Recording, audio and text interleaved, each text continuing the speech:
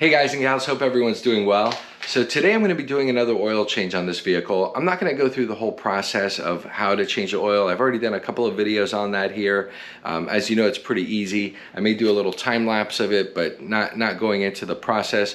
What I am going to do a little bit differently with this video, something I haven't done before, and that is I'm going to be focusing this video more so on the Blackstone oil analysis. I'm going to be taking a sample of the oil, sending it to Blackstone, and I'll go through how that process works. And then I'm going to wait and get the report back. And then once I have the report back, I will show the report, try to explain it as best as I can, and see how the oil is performing and how it's breaking down in the vehicle over time. Now, this is my third or fourth oil change on this vehicle. I'm trying to remember how many. I have almost 19,000 miles on the vehicle, and it's been almost 5,000 miles since the last oil change. I've been using a new motor oil for about the last two oil changes.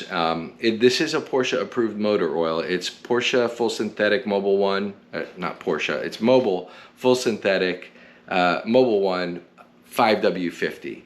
This is an approved motor oil for this vehicle, but it is one that has a little bit more viscosity than the one that is that the car is shipped with, which is 0W40.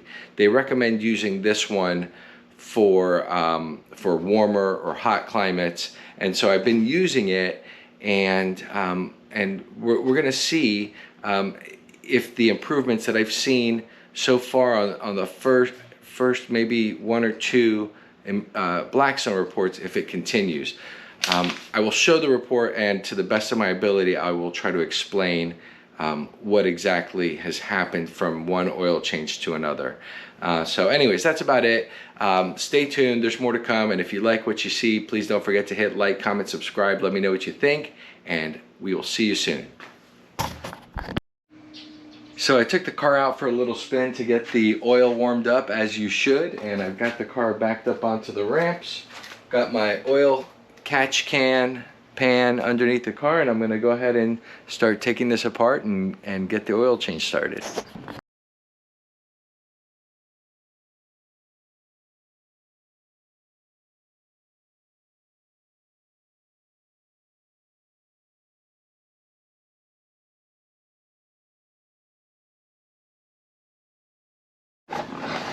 Alrighty, so this is where we get ready for the money shot. You'll see that I'm gonna take this sample vial and stick it under once it starts pouring out. I'm gonna let it pour out just a tiny little bit beforehand, but let's get this party started, right?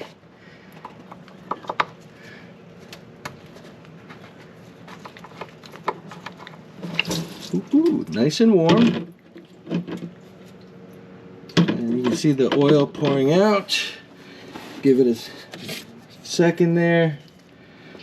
And then I am going to stick this thing under and fill it up. Just like that. Whoop, there we go. Nice. That's really hot oil, by the way. I'm gonna go ahead and pull that away, and we can stop filming here. Hope you enjoyed that.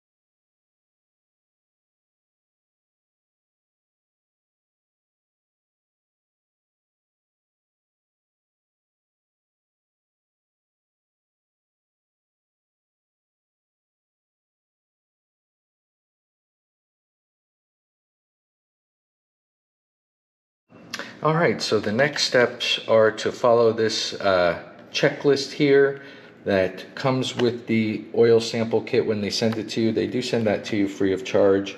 It just tells you a few do's and don'ts here. And then you fill out this slip that comes with the kit. It asks for your vehicle information, the mileage, etc.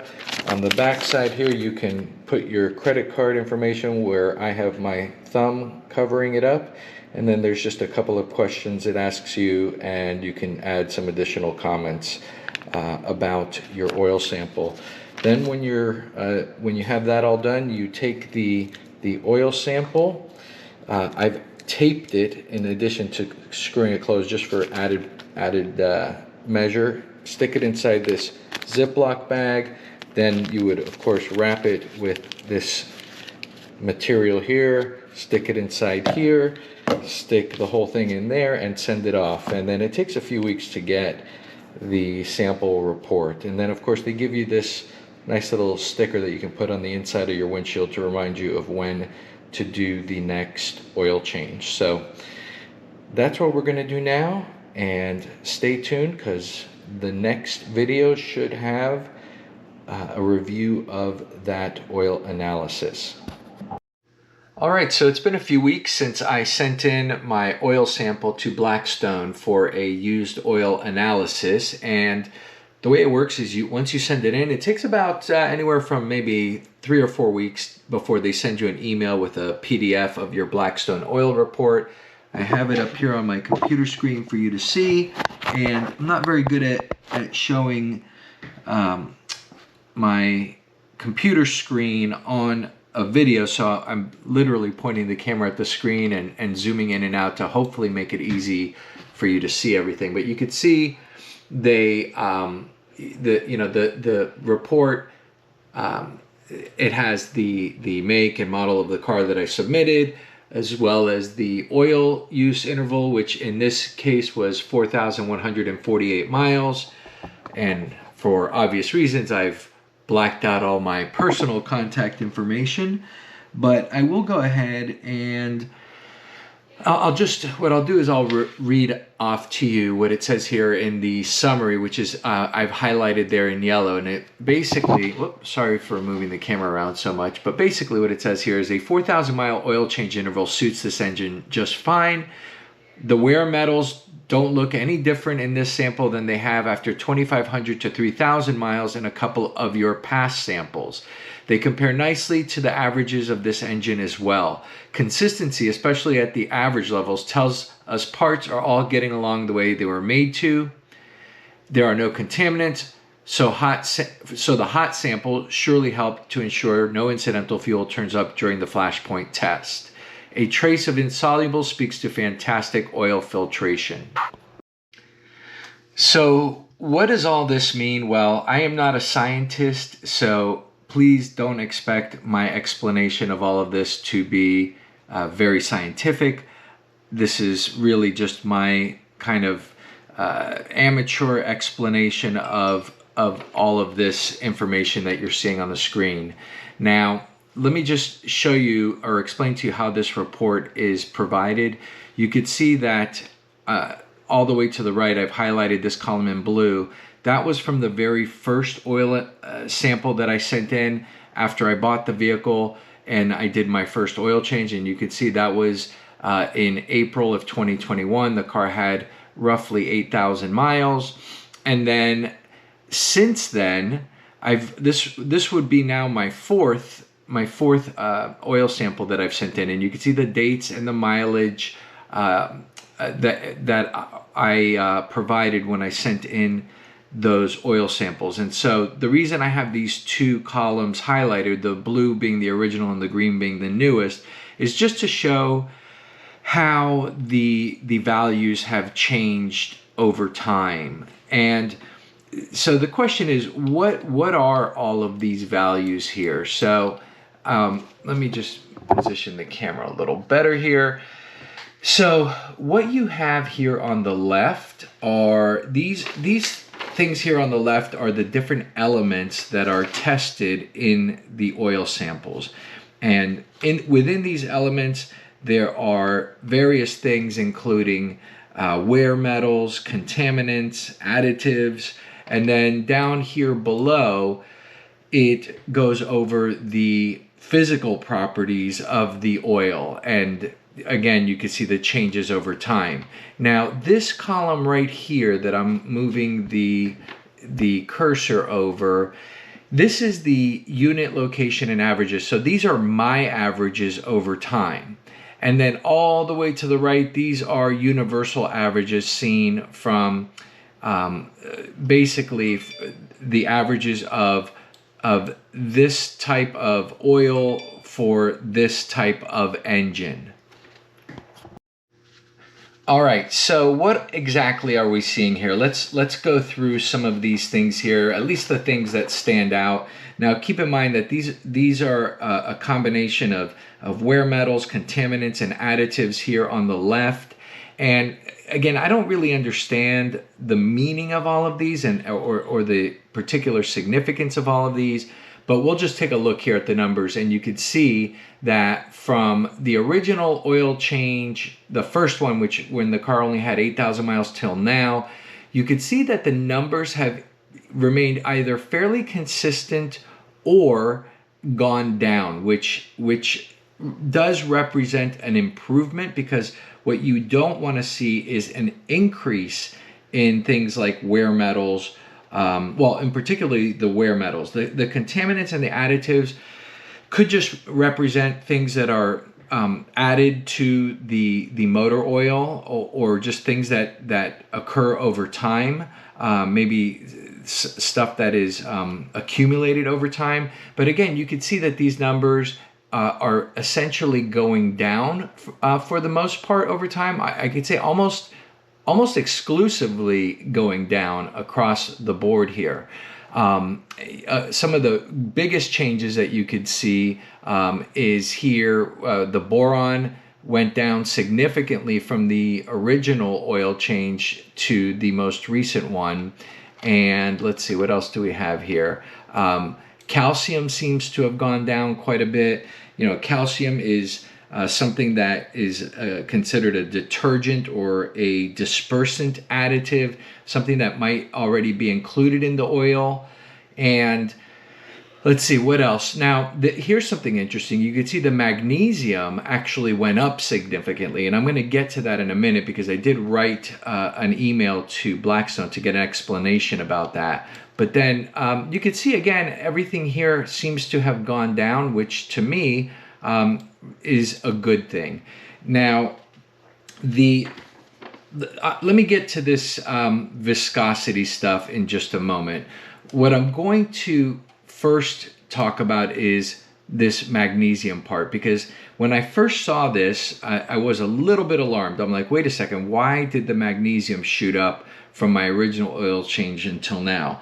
So magnesium is another detergent or dispersant additive. So I wrote an email to Blackstone to ask them about it, and their answer, their reply to, just to basically ask, you can see my email is down here in the blue, and their reply up here in the green, and I'll just kind of read to you what it says.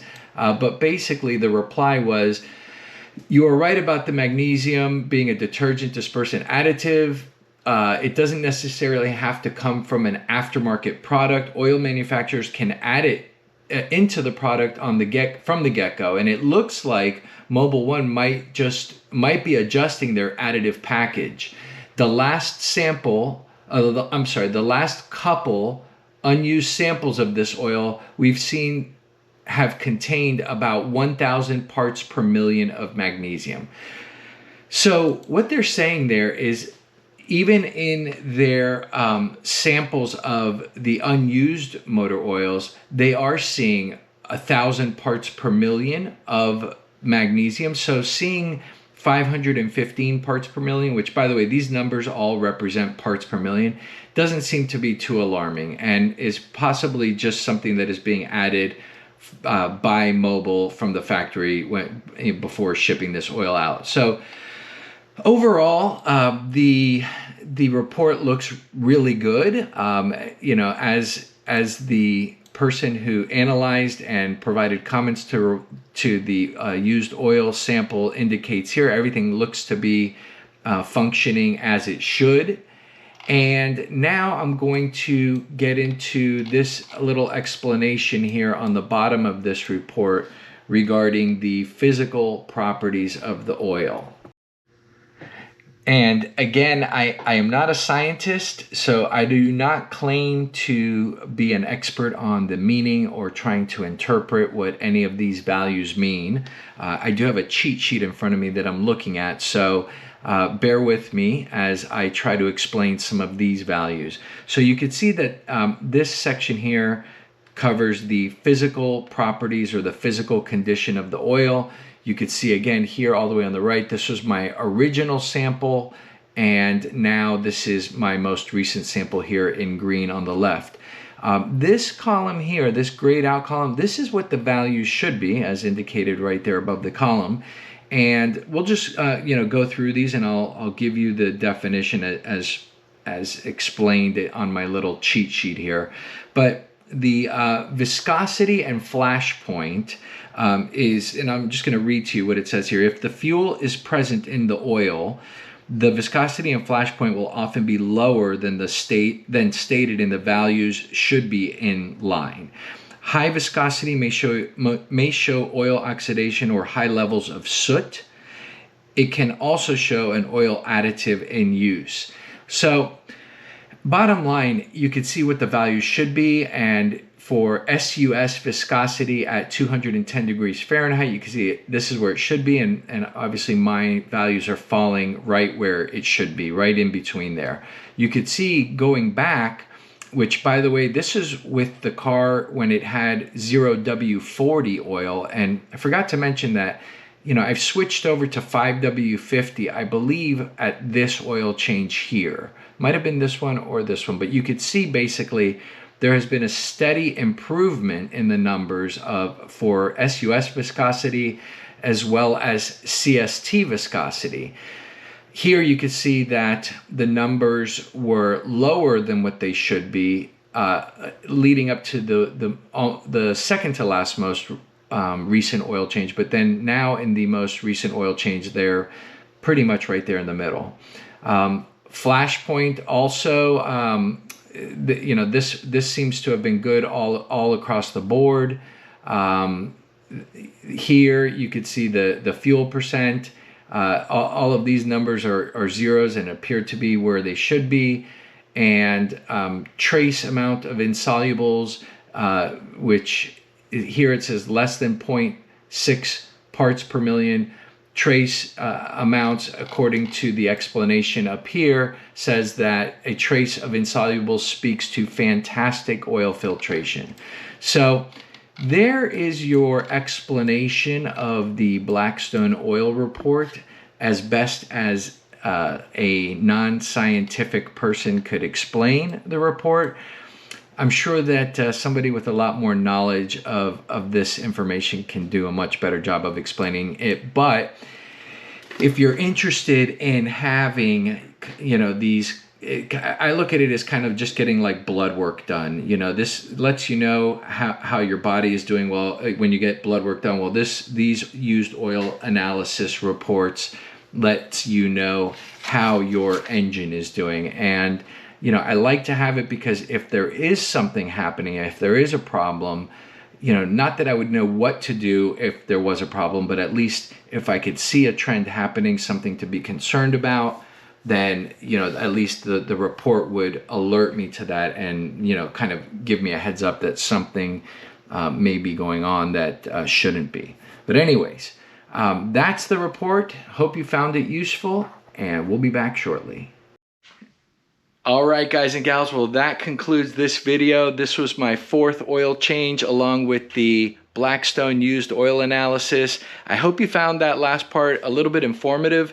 Maybe it'll encourage you to get the used oil analysis done for your vehicle the next time you do an oil change. I really like having that used oil analysis because it just gives me a little bit of peace of mind in knowing that I'm doing the right things to maintain my vehicle. I like that I'm seeing an improvement over time since switching over from the factory installed mobile 0W40. Now I'm using 5W50 since I believe after the first used oil analysis, and I've seen a steady improvement over time in terms of the various elements, the wear metals and all of that stuff that I showed in the report. All of that stuff seems to be improving over time. So to me, it indicates that that was the right thing to do, to switch to 5W50, which is the motor oil that is recommended for more warmer climates. And as you know, I'm in South Florida, so that makes sense. Anyways, that's about it. Hope you enjoyed it. And as always, if you did, please don't forget to hit like, comment, subscribe. Let me know what you think. Share your comments in the comments field. I love reading them, and I will respond even to the haters. So don't hesitate to leave me your comments. And that's about it. Take care, everyone, and we'll see you soon. Bye-bye.